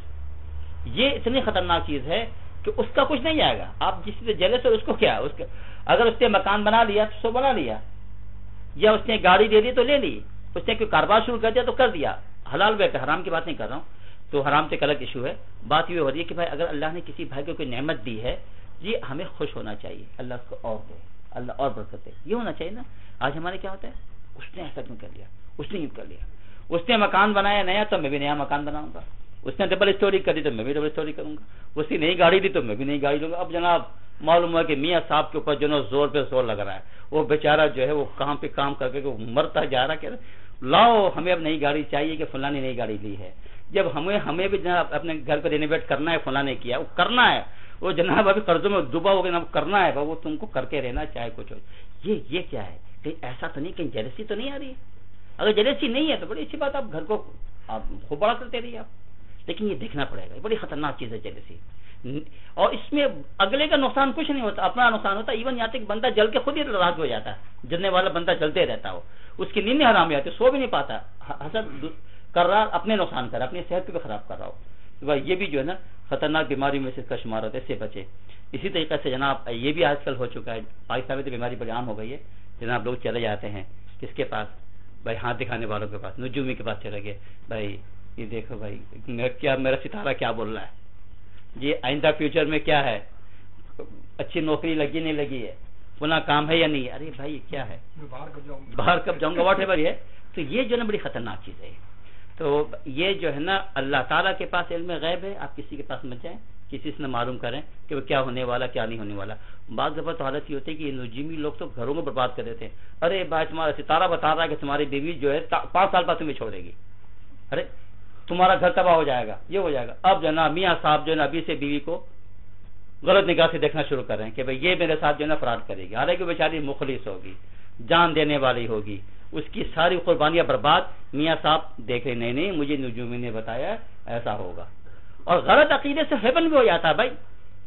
تو اس لیے جو نا مت جائیں. یہ کہ بعض روایت میں آتا ہے جو کوئی شخص کہانہ کے پاس جاتا ہے، عرافہ کے پاس جاتا ہے، یعنی کیا بولتے ہیں کہ نجومیوں کے پاس جاتا ہے، فقط اشرکا، اس نے شرک کیا ہے.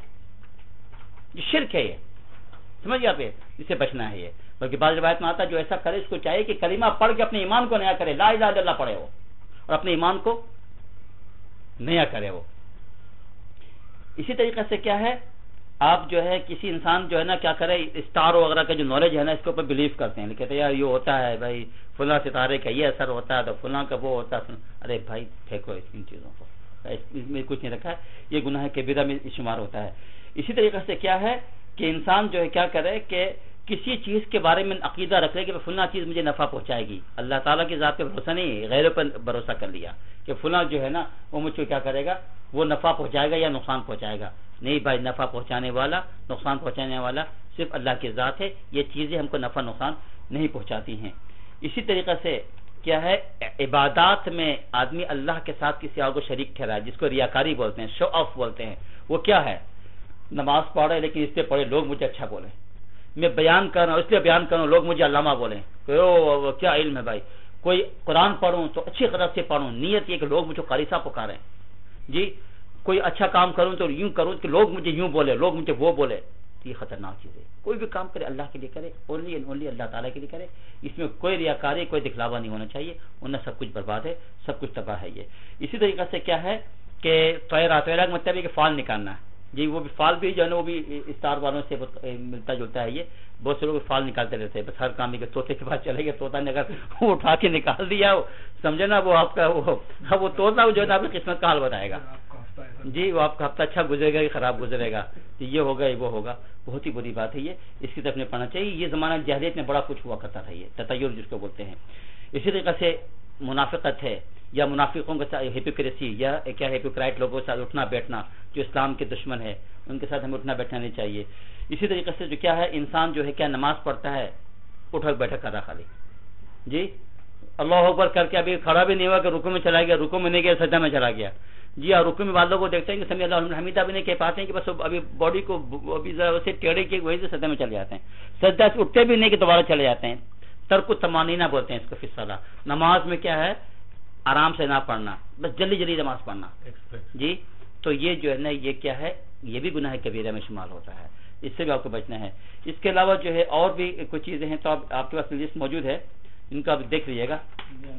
جو نماز کی وقت ہو رہا ہے آپ انہیں پڑھیے گا. بہرحال اس میں سے دو چار چیز اور میں آپ کو بتا دیتا ہوں کہ اس میں سے ایک یہ بھی ہے کہ کسی عورت کا اپنے میاں سے بغیر کسی عذر شرعی کے، اگر کوئی عذر شرعی طور بات ہے، وہ طلاق کا ڈیمانڈ کرے. آج ہمارے اس معاشرے میں یہ ہو رہا ہے. یہ گناہ کبیرہ میں ہے، یہ گناہ کبیرہ میں ہے. ایک عورت اننیسیسری وہ کیا کرتی ہے، میاں سے کہتی ہے تم مجھے طلاق دے دو. اگر عذر شرعی ہے، عذر شرعی تو ایک بہت لفظ ایسا ہے، کمپریہنسو ورڈ ہے. مراد یہ ہے کہ دیکھنا پڑے گا، آپ کو کسی اچھے عالم سے کنسیڈر کرنا پڑے گا کہ عورت جو یہ ایکسکیوز پیش کر رہی ہے آیا اسلامی کے لیے ایکسیپٹیبل ہے یا نہیں. یہ عذر شرعی اس کو بولتے ہیں کہ بھائی اسلامی کے لیے ایکسیپٹیبل ہے یا نہیں ہے، یہ عذر شرعی ہے. اور عالم کہتے ہیں کہ ہاں بھائی تمہاری باتوں سے لگتا ہے یہ جو ایکسکیوز ہے تو ٹھیک ہے بھائی، you are now you can ask for divorce. تو اور بات، ادروائز ایسے نہیں ہو کہ بھائی پیسے نظر آ رہے ہیں، کوئی دنیا نظر آ رہی ہے، اننیسیسری جناب وہ میاں کے پیچھے پڑ جائے کہ مجھے تم چھوڑو. یہ کیا ہے، یہ کیا ہے، بدترین گناہوں میں اس کا شمار ہوتا ہے. اسی طریقے سے باتوں کو شوق ہوتا ہے نا کئی شادیاں کرنے کا، ایک یہاں کر رہی ہے، ایک ادھر پاکستان میں رکھا ہوا ہے، یا ادھر بھی دو کر کے رکھے ہوئے. بڑی خطرناک چیز ہے یہ. عدل کرنا پڑے گا آپ کو. عدل میں ٹائمنگ بھی شامل ہے، عدل میں ٹائمنگ بھی شامل ہے. اگر ویک ادھر ہے تو ویک دوسرے کے پاس ہے، اگر منتھ ادھر ہے تو منتھ دوسری طرف ہے، ایک رات ادھر ہے تو ایک رات دوسری طرف ہے. جو کچھ کھانا لاتے ہیں اس کو ایکویلی ڈیوائڈ کرنا پڑے گا. اس کے بڑے شرائط ہیں. یہ نہیں کہ بس آدمی شادیاں کر لے اس کے بعد جا کے ان کے درمیان عدل نہ کرے تو گناہ کبیرہ میں شمار ہوگا. سمجھ گیا. اسی طریقے سے جو کیا ہے، بعض لوگوں کی بیماری ہوتی ہے کہ غیر عورتوں سے ملاقات کرنا. جی یہ بھی جو ہے نا گناہ کبیرہ میں ہے بھائی. یہ بالکل جو ہے نا حدیث شریف میں آتا ہے، جو انسان کسی عورت سے ملتا ہے جی اور اس میں مطلب کہ تنہائی، تو فرمایا کہ وہاں شیطان ہوتا ہے، ان کے درمیان شیطان شامل ہوتا ہے. یہ گناہ کبیرہ میں ہے. گناہ کبیرہ میں یہ بھی شامل ہے بھائی غیر عورتوں سے ہاتھ ملانا. سمجھ گئے آپ. یہ جو یہاں پہ جن آفیسز وغیرہ میں پرابلم ہوتی ہے تو آپ جہاں کام کرتے ہیں بتا دیا کریں. ورنہ آپ بتا دیں گے نا تو پھر وہ ریسپیکٹ کریں گے. ان کو نہیں پتا ہوتا تو ہاتھ بڑھا لیتے ہیں. تو ان کو پتا چل جائے کہ ہاں بھائی یہ حرام ہے تو پھر ان کو آپ بتا دیجیے مسئلہ، کوئی پرابلم نہیں ہوگی. تو یہ اس چیزوں کو جو ہے نا آپ ذہن میں رکھیں. اور اس کے علاوہ جو ہے باقی سود کھانے کے تو آپ جانتے ہیں تو بولنے کی ضرورت ہی نہیں ہے. وہ بدترین گناہوں میں اس کا شمار ہوتا ہے. جو اس میں اس ڈیلنگ میں مبتلا ہے اس کی حالت تو یہ ہے کہ اللہ سبحانہ و تعالیٰ کے ساتھ وہ تیار ہے لڑنے کے لیے. اللہ تو اس سے اعلان جنگ کرتا ہے. جی اس سے تو یعنی کہ ہم نے تو اس بارے میں کافی جو ہے نا مختلف اوقات میں جو اس کے ہم نے بتایا ہے. تو بڑے سب چیزیں ہیں. تو شراب کا پینا یہ بھی کیا ہے گناہ کبیرہ میں ہے. اس کے علاوہ جو ہے کیا ہے رشوت وغیرہ لینا، رشوت جو ہے نا یہ بھی ایک بیماری، یہ لوگ لیتے رہتے ہیں، یہ بھی گناہ کبیرہ میں ہے. اسی طریقے سے جو کیا ہے بعض لوگ یہ کیا کرتے ہیں اللہ کا نام چھوڑ کے غیر اللہ کے قسمیں کھاتے رہتے ہیں، کھاتے نا، فلاں کی قسم، بچوں کی قسم، تمہارے سر کی قسم. یہ بڑی بیماری ہے. اگلا بندہ سمجھتا ہے کہ یار پتہ نہیں کیا ہو گیا، کوئی بڑی بات ہو گئی، ہمارے بچوں کی قسم کھا رہا ہے، تمہارے سر کی قسم، یہ بیوی کی قسم، فلاں کی قسم. یہ سب حرام ہے اور یہ ساری قسم انویلڈ ہے. یا یہ قسم کھانے والا یا انتہائی گناہگار ہے، گناہگار تو آف کورس ہے، اور پھر اس کی دو شکل ہو سکتی ہے، یا تو انتہائی جاہل ہے یا انتہائی مکار ہے. گناہگار تو ہے لیکن پھر اس کی دو باتیں، یا تو انتہائی جاہل ہے، بہت جاہل لوگ بھی ہوتے ہیں نا کہ ماں کی قسم، باپ کی قسم اور بچوں کی قسم، وہ جہالت میں بھی کہتے ہیں، یا بہت بڑا مکار ہے. مکار ان دیٹ سینس، مکار ان دیٹ سینس کہ پتہ کیا ہے، اسے پتہ کہ تو ویلڈ ہی نہیں ہے نا، یہ تو ویلڈ ہے ہی نہیں، یعنی ان ویلڈ قسم کھا رہا ہو تو کہ ویلڈ ہی نہیں ہے، تو یا تو بہت بڑا مکار ہے. وہ کہتا لہٰذا اس کا نہ کفارہ ہے نہ کچھ ہے. وہ قسم اس نے، اس کو پتا ہے کہ بیوی قسم کھانے پہ کچھ نہیں ہے، کیونکہ قسم توڑنے کے اوپر کفارہ ہے اس کا. اس کو پتا ہے کہ بیوی قسم کھا لو، بچوں قسم کھا لو اور توڑتے رہو اس کو، کون سا جو میں نے اس کا کفارہ ادا کرنا ہے. سمجھئے؟ تو یہ یا تو بڑا مکار ہے یا بڑا جاہل ہے وہ، لیکن گناہگار ہے وہ، یہ تو طے شدہ ہے. تو بہرحال یہ سب گناہ کبیرہ ہیں. تو یہ سب حرام چیزوں میں شامل ہوتی ہیں. میرا کہنے کا مقصد یہ ہے. تو یہ سب چیزیں ہمیں دیکھنا ہے اپنی لائف کے اندر، تمام حرام چیزوں سے بچنا ہے، اور جو حلال چیزیں جو ہمیں بتائی گئی ہیں نا ان پہ عمل کرنا ہے. چلیے اسی پہ مشورہ کرتے ہیں. آپ الحمدللہ رب العالمین. منی نہیں، میں نے فون کیا تھا لیکن